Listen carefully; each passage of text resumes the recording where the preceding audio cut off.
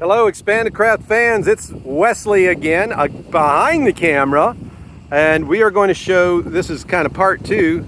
We showed a young girl, your daughter, take this apart. Now we're going to put it together. I've kind of given some instructions, but this is our first time. Go ahead.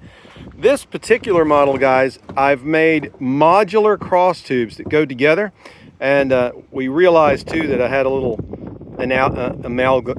a problem that I forgot to put a screw together when I left the shop, and so it's not the way it's supposed to be exactly. Now make sure that you do one a little bit than the other, that you can't put one all together in before the other.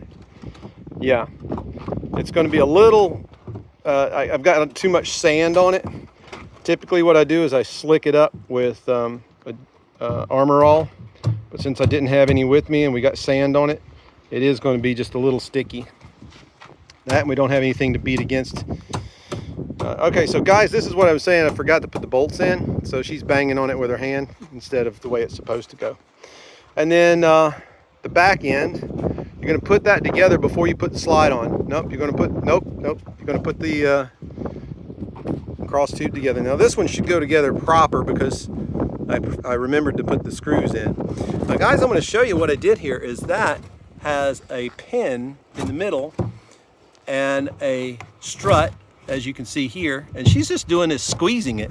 Pretty tough gal. I kick it myself. All right, and then there's some pegs we have. I'm gonna pause it so we can find the pegs that go in there. Okay, we found the pegs. Now these pegs are nylon 1/2-inch pegs. They don't twist in, you just bang them in. Yeah, and you find your key hole. Ta-da! And guys, this is a very stout connection here. We can use this particular connection when we're doing the outrigger kit, and instead of shipping you a 6-foot or an 8-foot cross tube, you can use this. Now it's a little more money and I haven't decided exactly what it's going to be, because there's a lot of, you know, handcrafting in there. Those pegs have to be just the right size. But boy, does it really make it easy to take apart, as you had seen on the disassembly video, where her daughter, who weighs 80 pounds, incidentally, 80 pounds is what this boat weighs assembled when she gets it all together. Now, when you do that, you have to lift the back end or it won't go. The tolerances, there you go. The tolerances are so tight that you have to lift up on it. Look at that. I didn't even have to teach her how to do this, guys. This is her first time. Am I lying or dying? You're dying because you're not lying. Okay, so guys, you just have to make sure that when you put the parts together that you do it from the joint and not at an angle. You don't want it to be at an angle. You start it just a little bit and then stomp it down. And these are sandy. They've been on the beach, and so it's a little bit tough. But that's all it takes.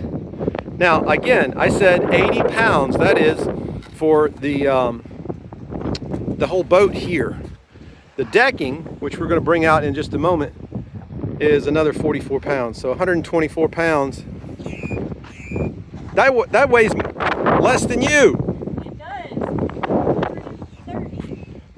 This entire boat with the decking on it, as we're about to show you, weighs less than that little woman.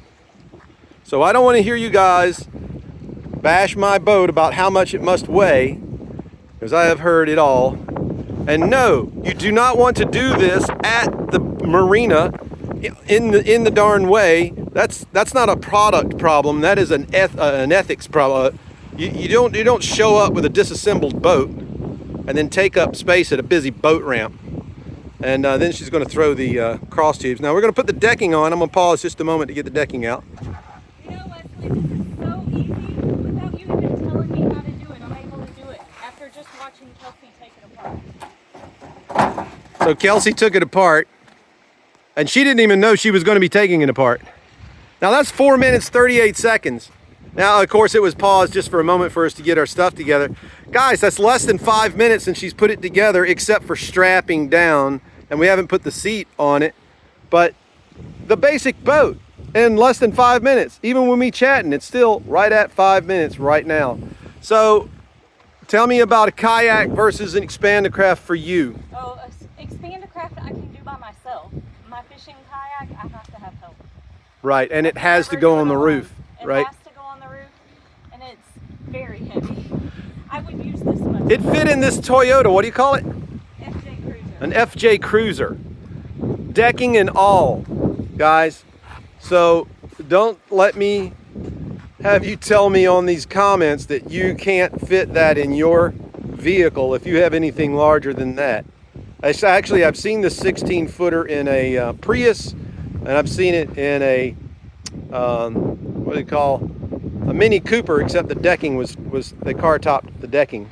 I guess you could car top the decking here too, but out of sight is out of mind, so you can put this in your vehicle and go to dinner without worrying about your expensive kayak on the roof being stolen or windage when you're going down the road. Expandacraft.com. Thank you so very much. Don't forget to follow us.